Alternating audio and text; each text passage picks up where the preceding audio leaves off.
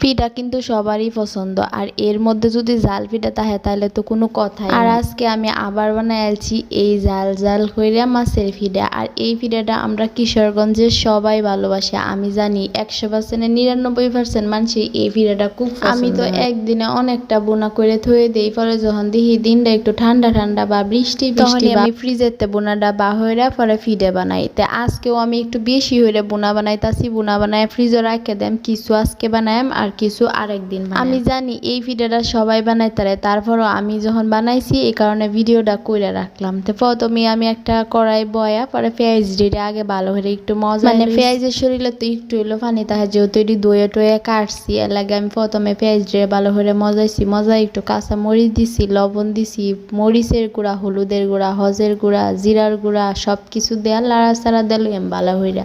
আমি বারবার এবার গাড়তাছি কারণ নিচে দিয়ে তারপরেও লাগিয়ে যাইতাছে, যেহেতু একবারে শুকনা শুকনা পেস্টে দিছি এই কারণে। পরে আমি দিলাইছি এনো খাল আর কিছু এলাচির গুঁড়া, তারপরে এনো কিছু বাটা মশলাও দেম, কারণ বাটা মশলা দিলে এটার মজাটা আর একটু বাড়ে, গ্রান টানটা অনেক সুন্দর হয়। আর এটার মেন হইছে মাছের পিঠা হোক বা মাংসের পিঠা হোক বাটা মশলা দিলে অনেক ভালো। বাটা মশলাগুলো দেওয়াতে দেখা গেছে মাছের পিঠাও কিন্তু মাংসের পিঠার মতোই লাগবে। তো এনো রসুন বাটা দিছি আর একটু হালকা আদা বাটা দিছি, দেওয়া পর ভালো করে লাড়াচাড়া দিলে দেখুন আমার বোনার কালারটা কিন্তু মাশাআল্লাহ সুন্দরই আইছে। এটা পরিমাণ মতো সবকিছু ঠিক থাকলে বোনার কালারটাও অনেক সুন্দর। ও আমি তো আসল কথাই ভুলে গেছি গা, কারণ এনো মেইন যে পিঠাটা হইছে মাছের পিঠাই, মাছের কথাই কইতাম ভুলে গেছি গা। এনো আমি আগেতেই তেলাপিয়া মাছ সিদ্ধ হইলে একটু হলুদ দিয়ে সিদ্ধ হইলে বাচ্চা পরে এটা এনো দেয়া দিছি। তারপরে আমার বোনাটা মোটামুটি ঝরঝর হইছে, এত ভিজা ভিজা হইছে না, মানে পানি টানি শুকায় গেছে গা, ময় মশলার গ্রানটাও একটু হালকা গেছে। এখন আমি ভালো করে এটা বাগার দিয়ে লইতাছি। প্রথমে একটা কড়াই বয়া একটু তেল গরম হয়ে লইছি পরিমাণ মতো, দেহাইরে বোনাটা দেয়া পরে লাড়াচাড়া দিয়ে লইতাছি। আমার তো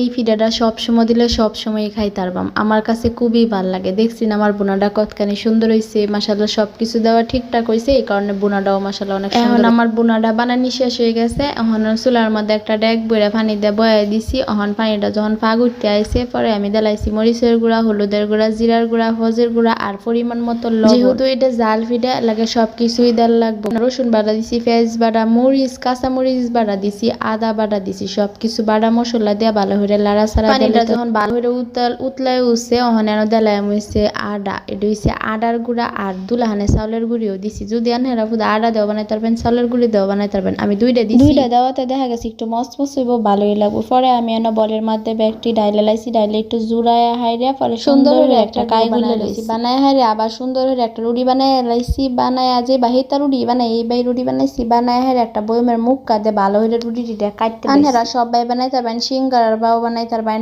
আতেও বানাইতে পারবেন। আবার আমি এটা কাটতে লইতাছি কারণ পিঠা সাইজ একটু সুন্দর হইব, ছোট ছোট হইব, ভালোই লাগবে। আমি তো এনো টাইসের মধ্যে লইছি, বড় বড় রুটি বানাইতাছি, সারায় সারাই হতাছে, ভালোই লাগতাছে। ওহন আমি এনো একটা এই যে বাজার থেকে কিনে আনছি একটা মেশিন, বিশেষ করে এই মেশিনটার মধ্যে পিঠা বানানি যে সহজে সহজ আর দেখতেও কিন্তু খুব সুন্দর। আগে যদি জানতাম আগেই লয়ে ফেললাম, আতেও কিন্তু বানাইতারি, তারপরেও এটা দাও বানাইলে অনেক ভালো লাগে। সবটি পিঠা বানানি শেষ, তেলটা গরম হয়ে এক এক করে ব্যাগটি পিঠা দিলাইছি। ওখান দেখুন মচমচ করে বাজ্যা লইছি, মাশাআল্লাহ অনেক স্বাদ।